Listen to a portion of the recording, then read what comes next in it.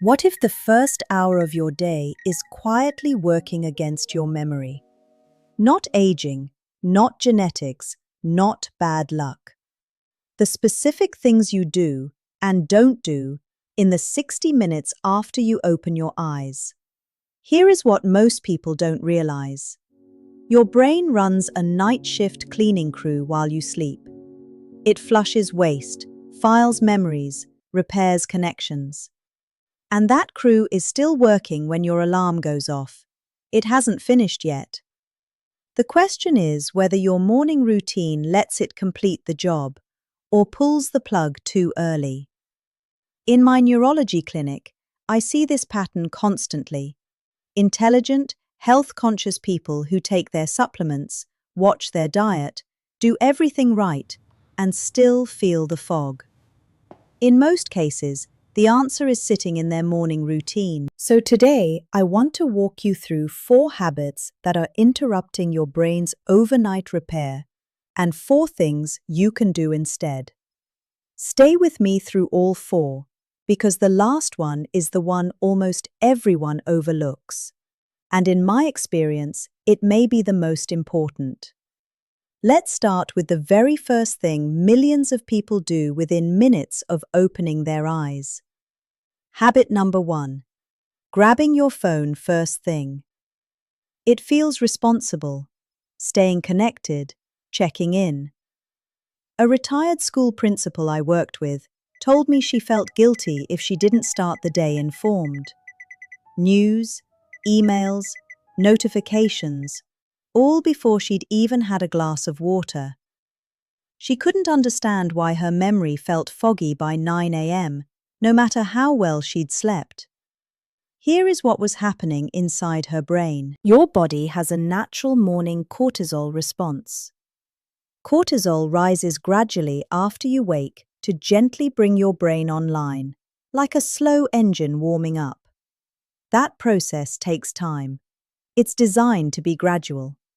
But the moment you pick up your phone and expose yourself to headlines, messages, and alerts, you spike that cortisol artificially. You force the engine to rev before it's ready. And here's why that matters for memory specifically. The prefrontal cortex, the part of your brain that acts as your memory gatekeeper, is the last region to fully come online after sleep. Think of it like the last worker to arrive at the office. If you flood it with high-stimulation input before it's ready, you interrupt a process that was still happening during those final light sleep stages. Memory consolidation. The brain sorting and filing what it learned the day before. You cut that short. The research is clear that elevated morning cortisol, especially the artificially spiked kind, impairs memory performance, particularly in older adults. The hippocampus is sensitive to it, and the glymphatic system, that overnight cleaning crew, needs those final quiet minutes to finish its work before the brain shifts into active mode. The alternative is simple: a 20-minute screen-free buffer. Hydrate, sit near a window, let the brain surface on its own terms. Patients who do this consistently tell me the same thing: sharper word recall, less mid-morning fog, a clearer start. You are not behind if you don't check your phone first thing. Your brain is just finishing what it started at midnight. Habit number 2. Skipping breakfast or eating the wrong thing. But here's what's interesting. Even people who protect that first 20 minutes often make the second mistake without realizing it. And this one happens at the kitchen table. I remember working with a gentleman who had cut breakfast entirely. He was disciplined about it. He thought he was doing his body a favor: lighter, cleaner, more in control of his weight. What he didn't realize was what that choice was doing to his hippocampus every single morning. Here is the truth about your brain and fuel. Your brain has no reserve tank. Unlike your muscles, which can pull from stored glycogen, your brain runs almost entirely on glucose, and after 7 to 9 hours of sleep, that supply is low. This is not a metaphor, it is basic neurology. When you skip breakfast, you are asking the part of your brain most responsible for learning and memory to do its most important work of the day while running on empty. The hippocampus, the brain's memory center, is particularly active in the morning hours. This is when it is sorting, consolidating, and filing the memories formed the night before. It needs clean, steady fuel to do that well. Without breakfast, you are not giving it that. But skipping entirely is only half the problem. The other half is what some people eat when they do sit down. Think of your brain's glucose supply like current flowing through a sensitive circuit. Steady current keeps the lights on. A power surge, a sudden spike, trips the breaker. A high-sugar, high-glycemic breakfast does exactly that. Pastries, sweetened cereals, fruit juice, they send glucose flooding into the bloodstream all at once. The lamp flickers. It may dim. And over time, those repeated surges damage the small blood vessels that feed the brain. A 2026 genetic study found that individuals with higher post-meal blood sugar spikes carried a significantly elevated risk of Alzheimer's disease, independent of other visible brain changes. That means the damage was happening at a level that didn't show up on a scan yet. Quietly. Over years of mornings just like yours. Now, I want to be careful here. This is not about fear. It is about understanding what your brain actually needs and giving it that. The alternative is straightforward. A low glycemic breakfast built around protein and healthy fat, eaten within 60 to 90 minutes of waking. Eggs, Greek yogurt with berries, a handful of walnuts, avocado. These foods keep glucose steady and feed the hippocampus without the spike. They give that sensitive circuit clean, even current. The gentleman I mentioned, once he understood what was happening, he didn't need convincing. He started eating breakfast. He chose the right kind. Within a few weeks, he told me the mid-morning blank moments were happening less. The name that used to vanish was coming back faster. Small, consistent choices compound over years. This is not a cure, but it is biology working in your favor instead of against you. Now, the third habit surprises almost everyone I mention it to, because it feels like self-care. Habit number 3, staying in the dark, skipping morning light. Most people think of morning light as a mood thing. Nice if you can get it, a bonus. But in neurology, light in the first hour after waking is not a luxury. It is a biological signal, and when your brain doesn't receive it, something specific happens. Something that directly affects your memory and your focus for the rest of the day. I sat across from a woman not long ago who was genuinely doing everything right. 8 hours of sleep, a good breakfast, no phone in the morning. And yet she felt mentally slow until noon, every single day. When I asked about her mornings, she described a north-facing apartment, heavy curtains, and no reason to step outside before 10. She lived in artificial light from the moment she woke up. That was the problem. Here is the biology. Deep inside your brain, there is a structure called the suprachiasmatic nucleus. Think of it as your brain's master clock. Every morning, this clock waits for a specific signal, light hitting the back of your eye, to officially close the sleep cycle and open the waking one. Without that signal, the clock stays uncertain. And when the master clock is uncertain, every system that depends on it runs behind schedule. Melatonin suppression is delayed. The natural morning cortisol rise, the one that should be gentle and gradual, as we talked about, is blunted rather than supported. And critically, the glymphatic system, that overnight cleaning crew, lingers in a half-on, half-off state. It is waiting for a clearance signal that isn't coming. The brain is neither fully asleep nor fully awake. It is buffering. That buffering has a direct cost. Without clean light cues, your brain's transition from restorative mode to active mode is sluggish. Attention is slower. Processing speed drops.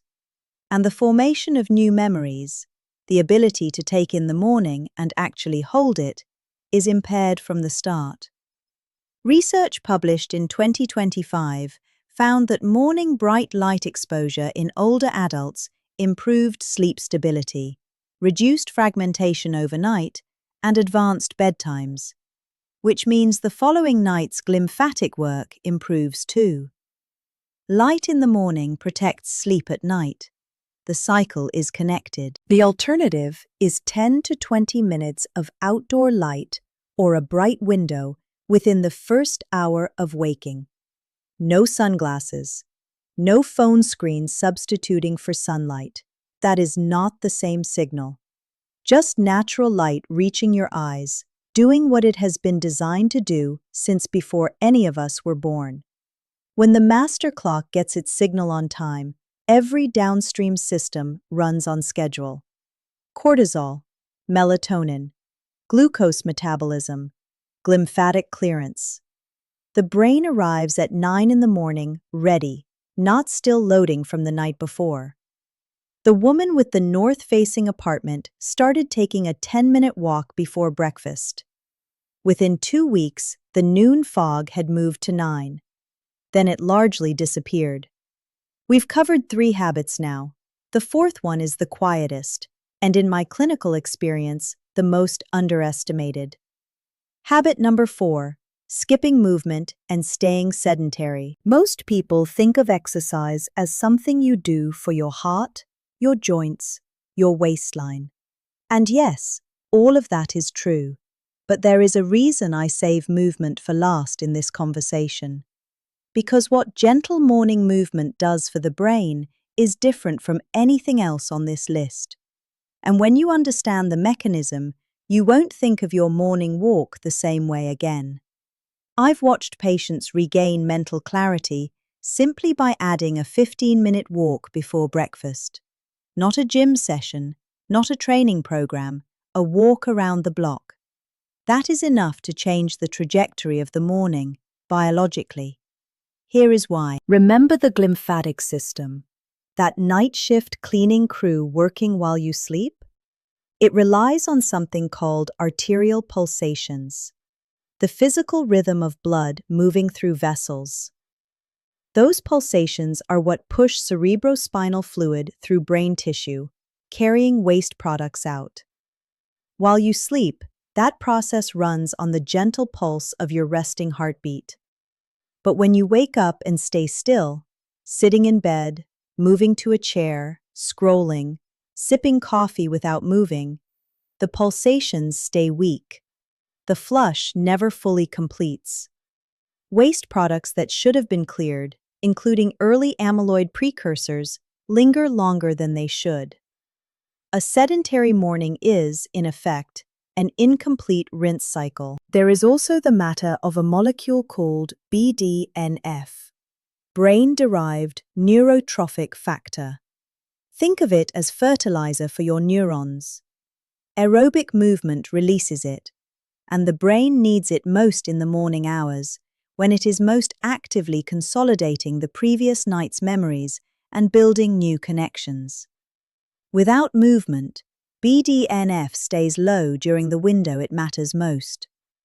A major 2025 clinical trial found that structured lifestyle interventions that included morning movement slowed cognitive decline by measurable amounts, even in adults carrying genetic risk factors for Alzheimer's. And the effect held even with partial adherence. You did not have to be perfect. You just had to move. Now, I want to be specific about what kind of movement. This is not about intensity. Vigorous, high-intensity exercise on an empty stomach first thing actually spikes cortisol, the opposite of what we want. The goal is gentle cardiovascular activation, 10 to 20 minutes of brisk walking, light stretching, something that raises your heart rate mildly and gets blood moving through those vessels. Done before or shortly after breakfast, this completes the glymphatic cycle. It signals to every system in the brain that the day has officially begun. The repair crew can stand down, the active brain can come forward. Morning movement is not an add-on.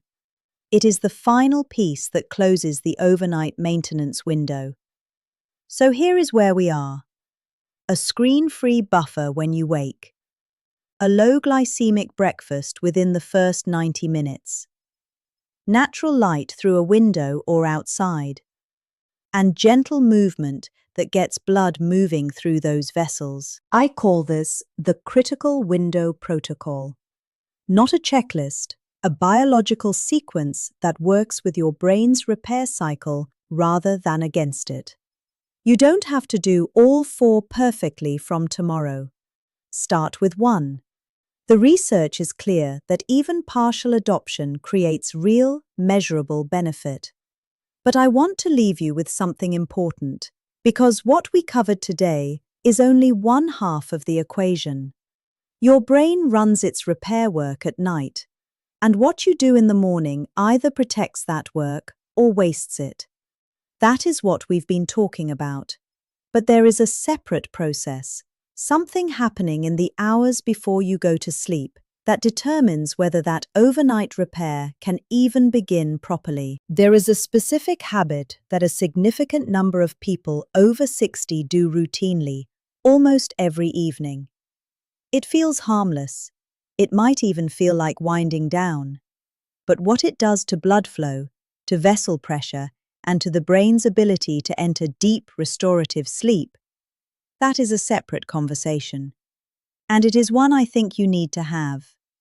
I have seen the consequences of this habit in my clinic, not gradually, sometimes quickly, and almost no one connects it to their memory or their brain health until someone explains the mechanism.